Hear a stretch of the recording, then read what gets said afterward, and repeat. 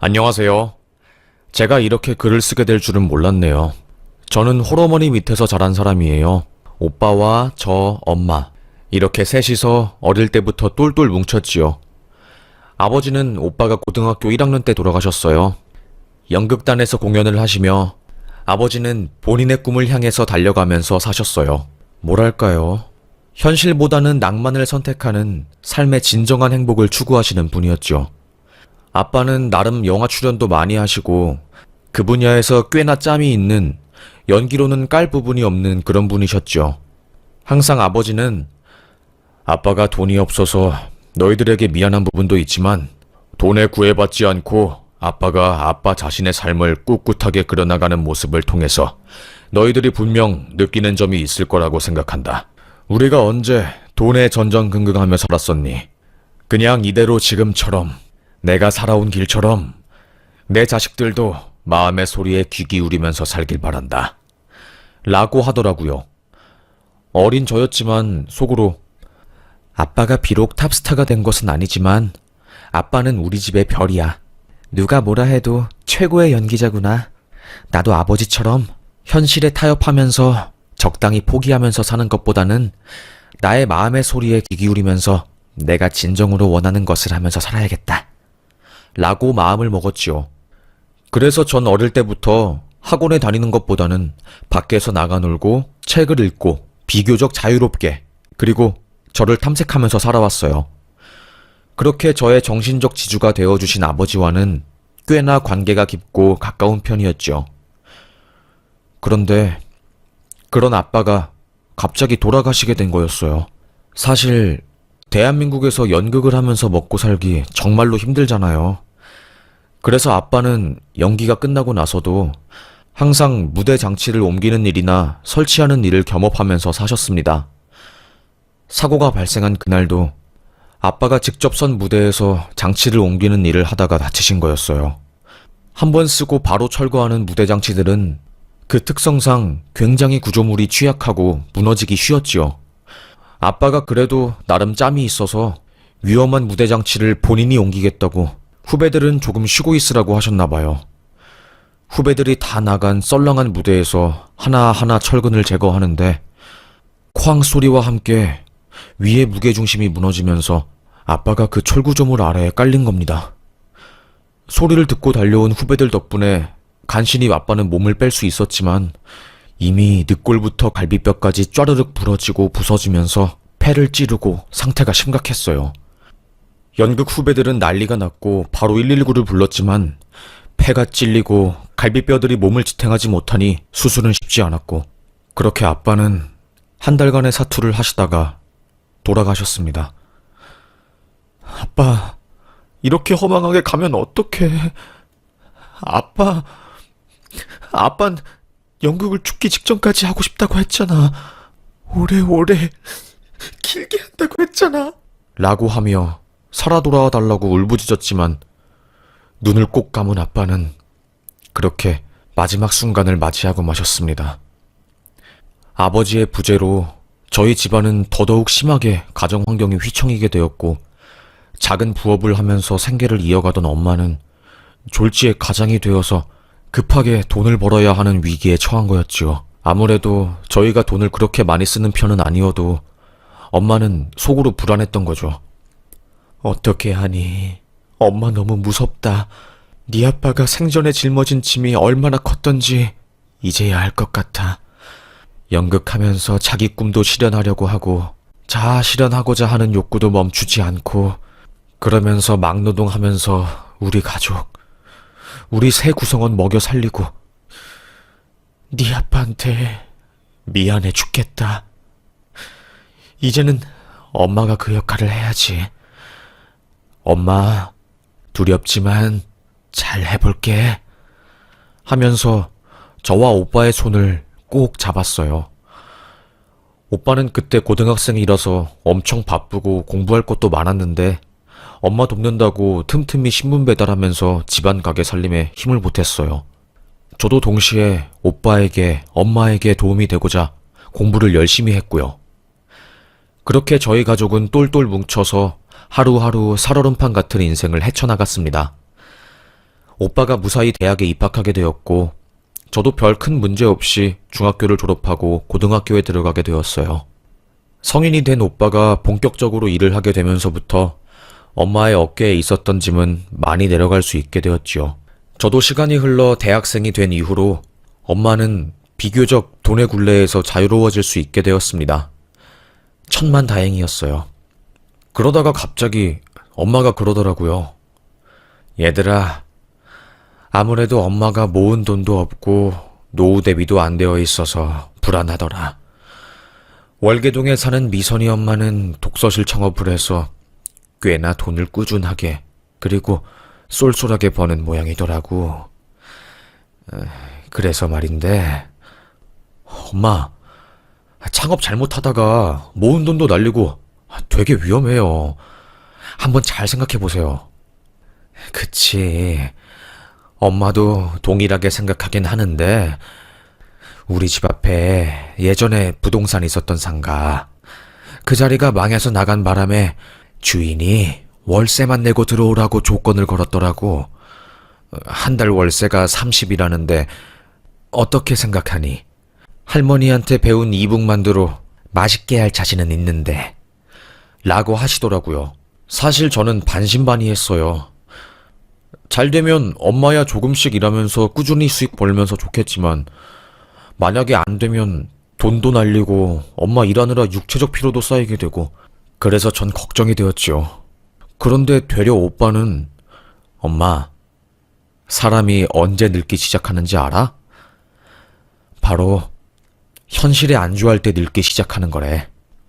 난 엄마가 늙지 않았으면 좋겠어. 실패하면 좀 어때? 그것도 하나의 경험이고 다 내 자신에게 뼈가 되고 살이 되는 것 같아.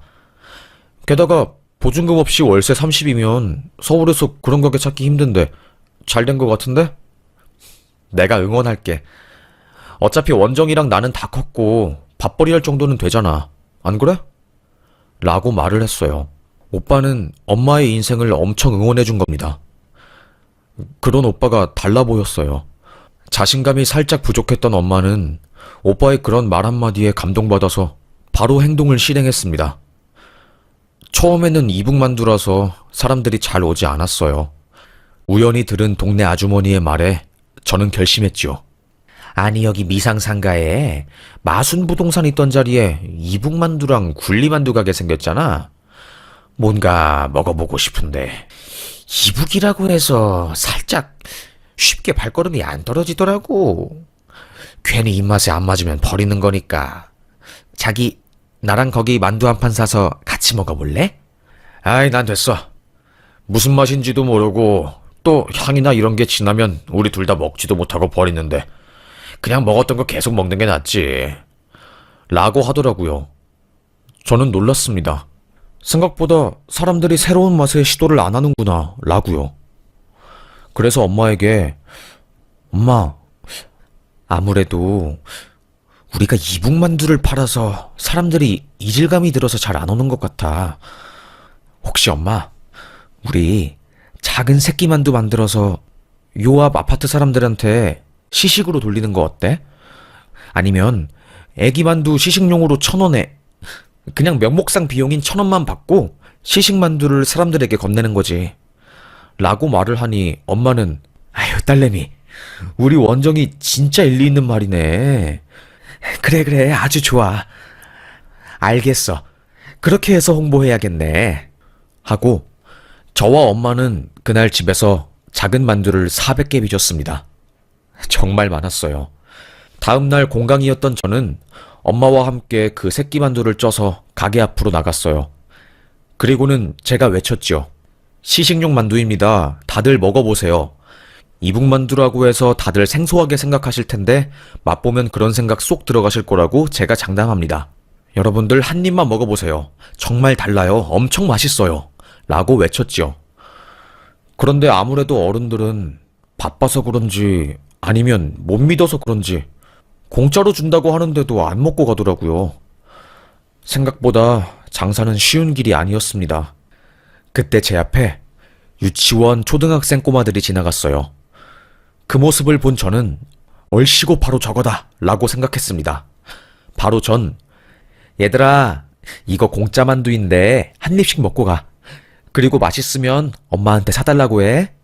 라고 하면서 이쑤시개에 만두를 콕콕 찍어서 애들에게 나눠주었습니다.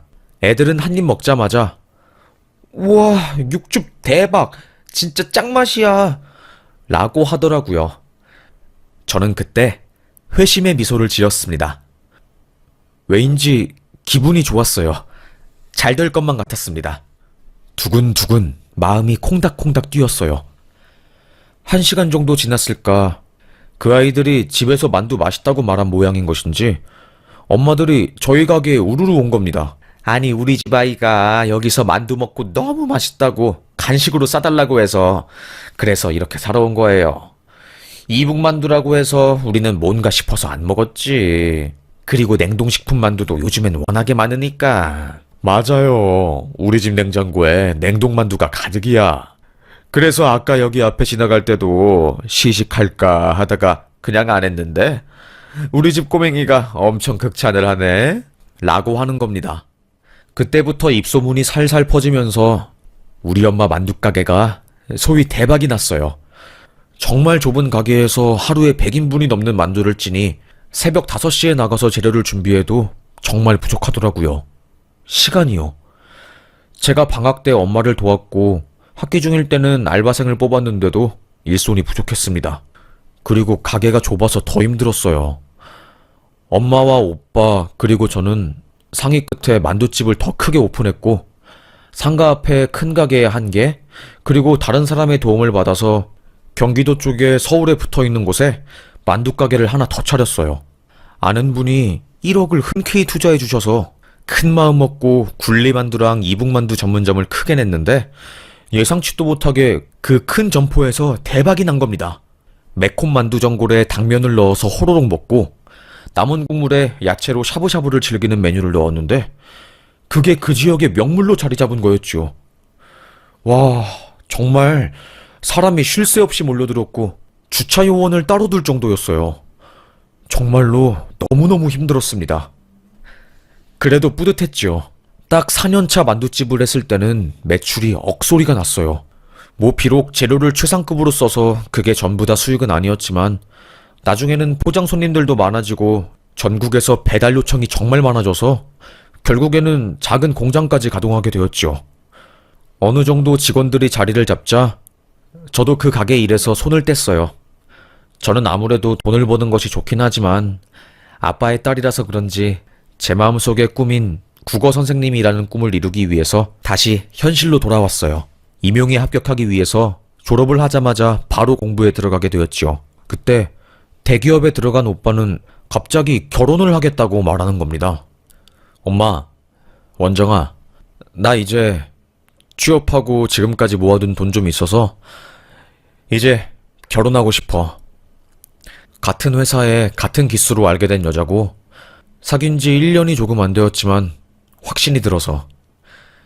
그리고 어릴 때부터 아빠 대신해서 엄마랑 나랑 가장 노릇을 해서 그런지 빨리 가정을 이루고 싶어. 라고 하면서 결혼 선언을 한 겁니다.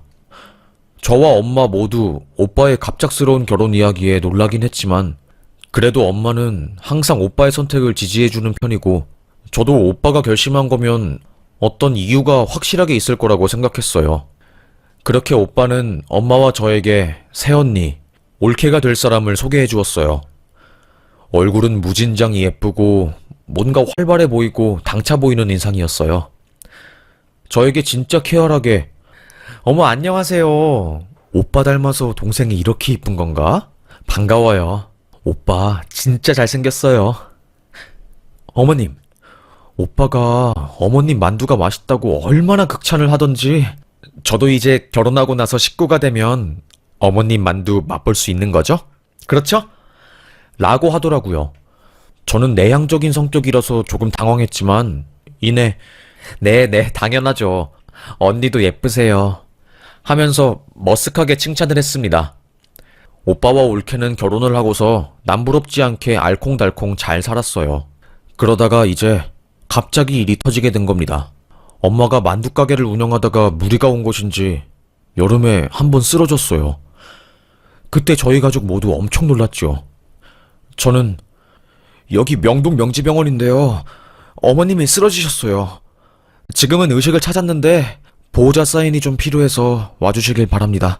라는 전화를 받았습니다. 놀란 저는 황급하게 가보니 엄마가 무리해서 일을 하다가 일사병에 걸린 거였어요. 병원에서는 이렇게 무리해서 일하시면 이 나이에 큰 병 걸리실 수도 있습니다.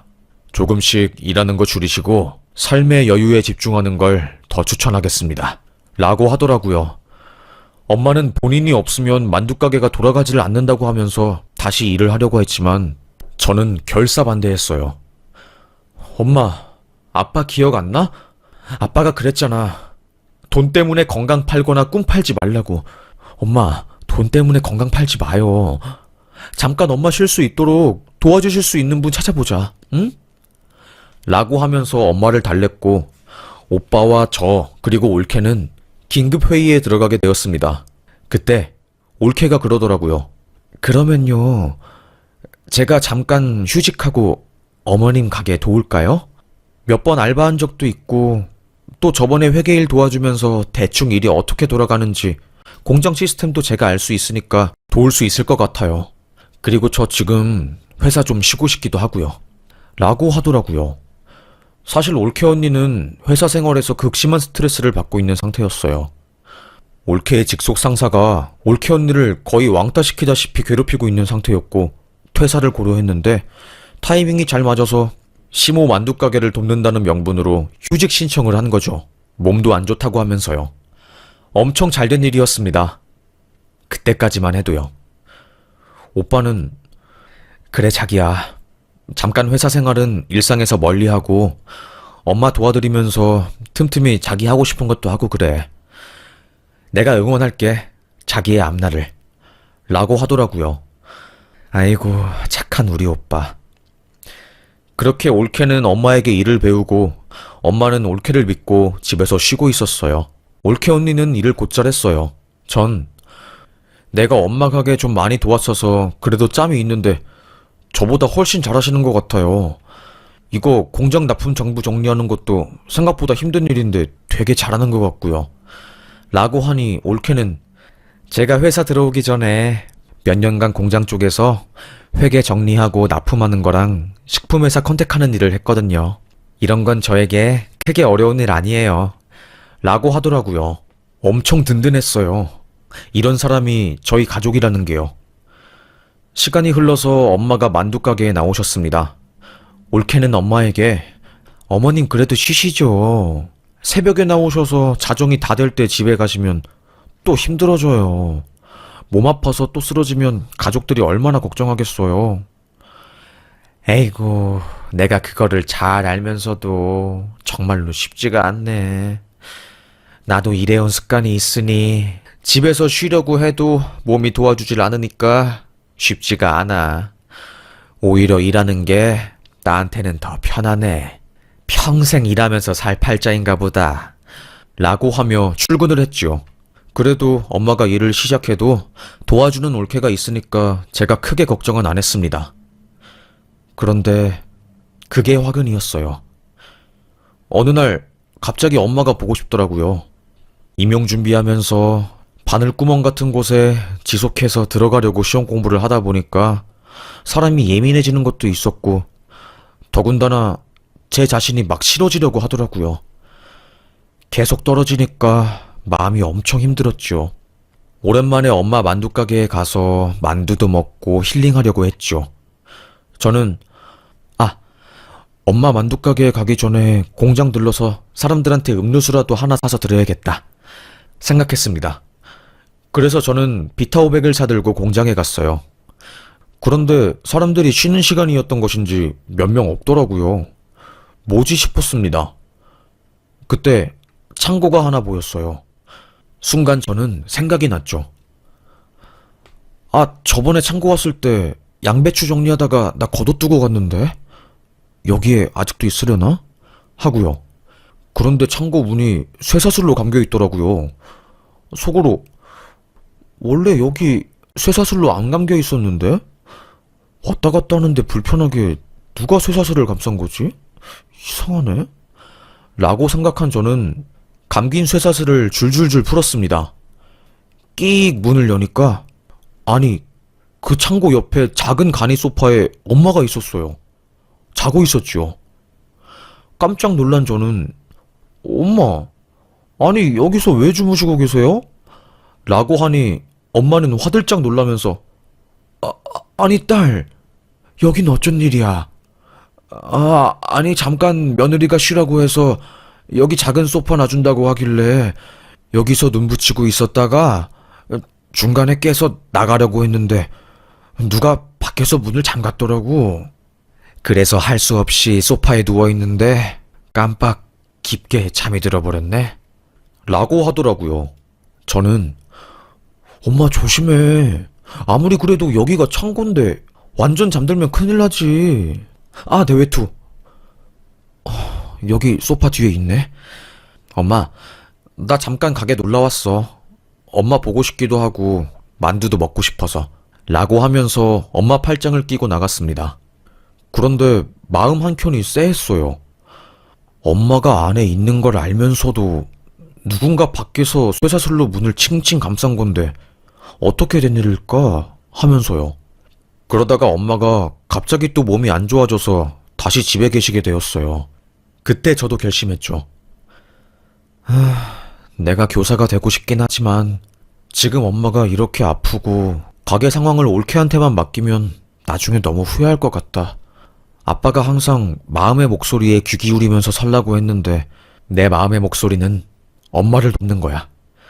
그게 지금 내가 진짜 하고 싶은 일이고. 라고 말을 했습니다. 그렇게 저는 가족들에게 임용을 보는 것을 잠깐 쉰다는 것은 말하지 않고 엄마의 가게를 도우러 갔어요. 그때 올케는 작은 지점에 잠깐 가 있었고 저는 경기도 지점에서 올케에게 말하지 않고 몰래 가게를 들러서 직원들 음료를 사드리고 가게 상황을 물어보았지요. 요즘 가게 운영은 어때요? 손님들 많아요? 공장은요? 엄마가 안 계셔서 잘 돌아가는지 궁금하네요. 엄마가 엄청 걱정 많이 해요. 올케가 잘하곤 있다고 해도 아무래도 한계가 있으니까요. 라고 하니 직원들 모두 아이고 말도 마세요. 어머님 며느리이신 그 윤서님이 어찌나 일을 잘하는지 몰라요. 저희에게도 싹싹하고 성격은 또 어찌나 야무진지 진짜 철저하고 손님들 항의하는 것도 잘 대처하고 최고입니다. 완벽해요. 뭐 나무랄 게 없을 정도로 아주 제 역할을 잘하고 계십니다. 맞습니다. 사장님이 안 계신 게 티가 안 날 정도로 덕분에 가게가 무척이나 잘 돌아가고 있어요. 걱정 안 하셔도 됩니다. 라고들 하시더라고요. 저는 속으로 다행이다 싶었지요. 그렇게 음료를 다 마시고 이제 저는 가게 카운터 쪽에 가려고 하는데 거기서 저희 엄마 상가에서 이북만두 간판만 걸고 일할 때부터 도와주신 이모님이 갑자기 제 옷을 딱 잡더라고요. 응? 이모님 왜요? 무슨 일 있어요? 라고 하니 이모님이 원정아, 잠깐 이야기 좀 할 수 있을까? 지금은 말고 가게 끝나고나 원정이 편할 때 아무래도 꼭 좀 말하고 싶은 게 있어서 라고 하더라고요. 저는 좀 놀랐고요. 알겠어요. 심각한 일은 아니죠? 이모님 퇴근하시는 길에 요 앞에 있는 상록 카페에서 음료 한 잔 마시죠. 라고 하며 약속을 잡았습니다. 째깍째깍 유독 느리게 가는 시간이 지나고 약속 시간이 다 되었어요. 저와 이모님은 가게를 걸어 나와 근처에 있는 그 카페에 가게 되었습니다. 밀크티를 시킨 이모님은 고개를 푹 숙인 채 땅이 꺼져라 한숨을 쉬고 그 밀크티를 멀뚱멀뚱 바라보고 있었어요. 원정아, 이 이야기를 하는 게 내 얼굴에 먹칠하는 일인 거는 알지만 그래도 사장님이 내게 베푼 것도 있고 정도 있어서 이렇게 이야기를 해야 할 것 같아. 오늘 아니면 기회가 없을 것 같아서 라고 말을 꺼내는 겁니다. 잔뜩 긴장이 된 저는 아니 이모님 무슨 일이에요? 뭔 일인데 이러세요? 라고 하니 이모님이 갑자기 올케 이야기를 하는 겁니다. 아니 새롭게 들어온 그 며느리 윤선 씨가 사장님 공장 가게에서 납품되는 재료들 빼돌려서 다른 가게에 재판매하고 그 돈 꿀꺽하는 거 알고 있어? 올케가 그런 짓을 한다고요? 증거 있어요? 라고 하자 그 이모님이 핸드폰을 꺼내 사진을 보여주는 겁니다. 그 사진에는 회계장부 2장이 있었어요. 한 장은 고치기 전 원본 회계장부, 한 장은 올케가 고친. 자신의 범행을 숨기기 위해서 의도적으로 주문 수량을 축소하고 들어간 비용을 분산하는 조작한 회계장부였지요. 저는 이게 뭐예요? 총 9억이라는 돈이 빠져 있는데. 그래, 윤선 씨가 가게 돈을 야금야금 빼돌리고 있어. 경기도 지점이랑 서울 지점에서 이렇게 큰 돈을 빼돌리는 건 티가 많이 나니까 공장 쪽에서 상주하면서 재료들을 무단으로 판매하고 만두 납품하고 받은 대금을 자기 개인 통장에 넣고 회사 회계장부에는 거래 내역을 지워버리는 형식으로 중간에서 돈을 빼돌린 거야. 라고 하더라고요. 저는 놀라서 아니 이모님은 그럼 이 모든 것을 도대체 어떻게 하시는 거예요? 하면서 손을 떨며 말을 하니 이모님이 그래서 내가 이걸 말하는 게 내 얼굴에 침 뱉는 거라서 그래서 안 말한 거였어. 사실 나도 이런 적이 초반엔 있었거든. 처음엔 경기도 지점에서 마감할 때 카운터에서 5만원씩 빼서 내가 가지거나 손님한텐 현금 받고 포스기에 안 찍는 형태로 100만원 정도 쏠쏠하게 돈을 가져갔거든. 그리고 공장에서 나도 니올케가 한 방식으로 돈을 빼돌리려고 하다가 도저히 회계장부를 꼼꼼하게 조작할 힘이 없기도 하고 사장님한테 미안해서 너무 크게 한탕하는 것 같아서 포기했거든. 내가 해봤으니까 딱 눈에 보이더라고. 윤선 씨가 돈을 빼돌리고 있다는 게. 나머지 직원들이야 잘 모르니 윤선 씨 겉모습만 보고 좋다고 다들 윤선 씨 칭찬하는데 나는 아니야. 자기는 알고 있어야 할 것 같아서 내가 힘겹게 나 잘릴 거 각오하고 말해. 라고 하더라고요. 전 너무 충격이었습니다. 순간 저는 엄마가 쇠사슬로 감긴 문 안에서 잠들어 있는 상황이 떠오르더라고요. 뭔지는 모르겠는데 굉장히 온몸에 큰 소름이 돋았습니다. 바로 저는 이모님에게 이모님이 돈 빼돌린 것은 분명히 잘못이지만 그럼에도 불구하고 마음을 고쳐먹고 양심을 지키려고 저에게 이 모든 것을 알려주신 거는 정말로 대단한 거예요. 이모님, 고맙습니다. 저는 상상도 못했어요. 이모님이 저에게 말해줬다는 사실 자체는 무조건 비밀로 하겠습니다. 감사합니다, 이모님. 라고 한 뒤 저는 바로 가게로 달려갔어요. 그리고 공장 CCTV 위치를 확인하고 바로 엄마 집으로 갔습니다. 공장 CCTV를 볼 수 있는 사람은 엄마뿐이었습니다. 엄마 핸드폰에 CCTV 영상이 깔려 있거든요. 그런데 엄마는 핸드폰이나 기계를 잘 다룰 줄 모르니 CCTV 확인은 아예 안 하고 이 사실을 잘 알고 있는 올케는 이를 악용한 거죠. 저는 엄마가 창고에서 잠든 그날에 해당하는 공장 CCTV를 몽땅 봤습니다. 그런데 와, 정말 온몸에 소름이 돋더라고요. 엄마가 오기 전에 올케가 창고 안에서 소파를 낑낑거리면서 가져다 놓고 갑자기 어디선가 엄마를 데리고 오더니 손짓으로 여기서 주무시라는 제스처를 취하더라고요. 여기까지는 괜찮았어요. 그런데 엄마에게 주스를 건네준 올케는 창고에서 나온 지 정확하게 30분 뒤 다시 창고로 왔습니다. 한 손에는 철 쇠사슬이 있었어요. 그리고는 그걸로 문 밖을 꽁꽁 묶더라고요. 생각을 해보니 올케는 수면제 같은 주스를 엄마에게 줘서 잠들게 하고 잠든 엄마의 창고에 아무도 못 들어오게 하려고 쇠사슬로 그 문을 막은 거였어요. 그리고 그 이후에 뭘 하나 봤더니 회계장부 조작을 하고 공장에서 만들어진 식품을 자기 차에 나르는 일을 한 겁니다. 원래 엄마가 아파서 집에 있을 때는 자기가 짱이니까 눈치 보지 않고 그런 행세를 뻔뻔하게 했는데, 와, 엄마가 가게에 돌아오니 자기 마음대로 못하니까 엄마를 가둔 채 자기 작업을 한 거였죠. 그 모든 영상을 확인한 저는, 와, 능구렁이는 주변 사람들이 능구렁이인지 절대로 모른다던데 정말 소름이 끼친다. 그렇게 성격 좋아 보이고 소탈한 올케가 뒤에서 이런 짓을 저지를지 어떻게 알았겠어. 오빠한테 빨리 말해야지. 라고 생각하고 바로 전화를 걸었습니다. 오빠, 나야. 오늘 우리 꼭 만나야 해. 내가 오빠한테 할 말이 있거든?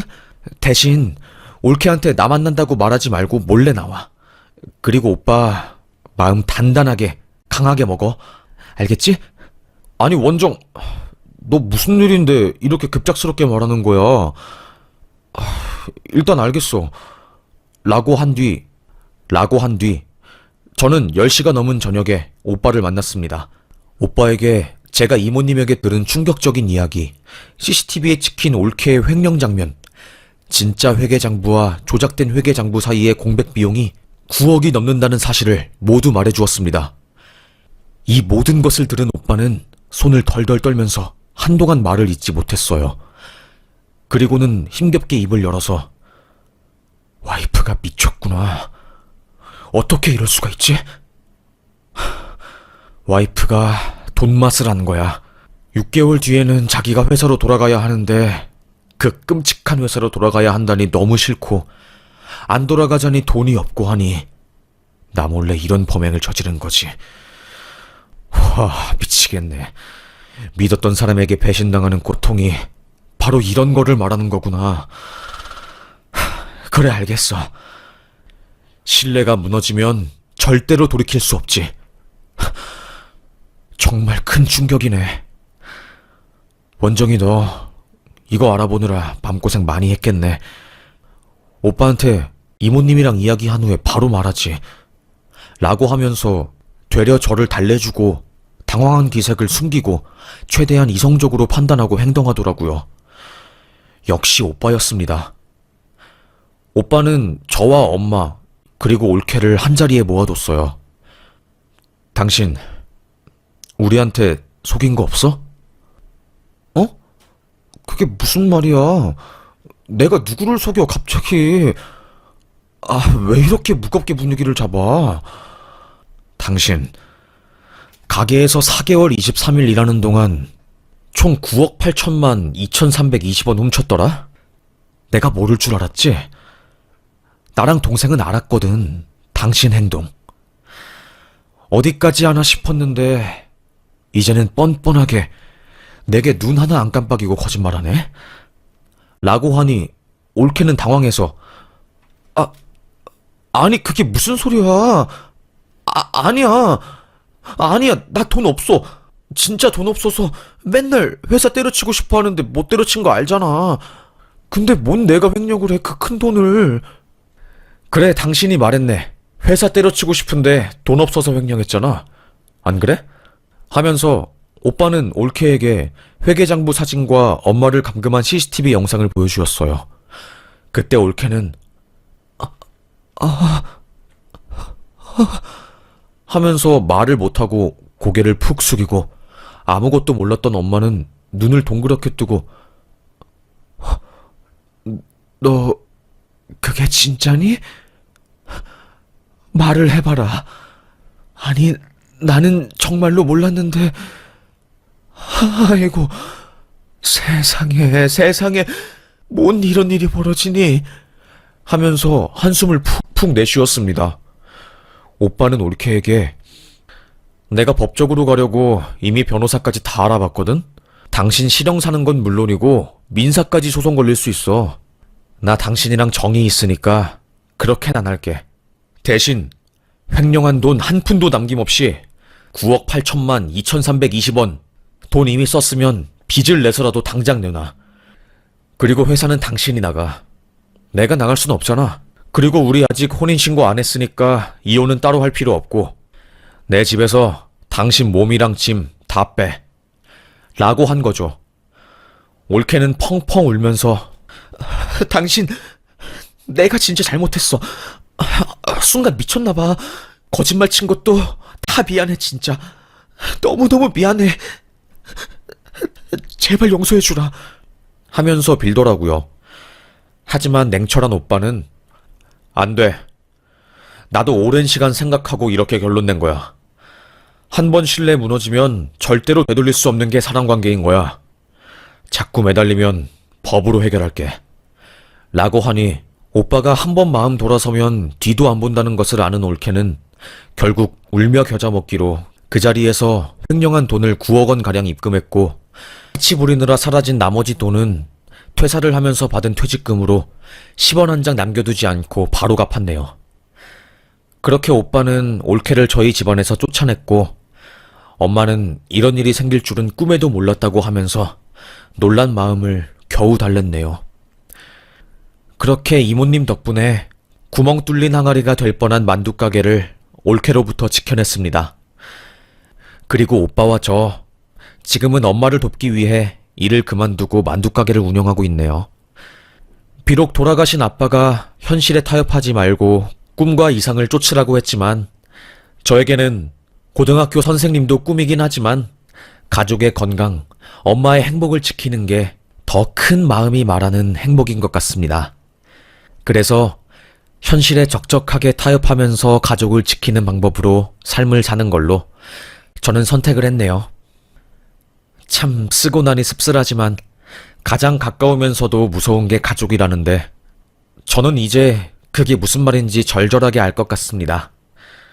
그럼 지금까지 저의 사연을 들어주셔서 감사합니다.